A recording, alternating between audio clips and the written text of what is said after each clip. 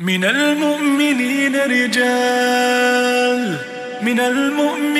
رجال صدقوا ما عاهدوا الله عليه، فمنهم من قضى نحبه ومنهم من ينتظر وما بدلوا تبديلا، ليجزي الله الصادقين بصدقهم ويعذب المنافقين إن شاء ويتوب عليهم، إن الله كان غفورا رحيما.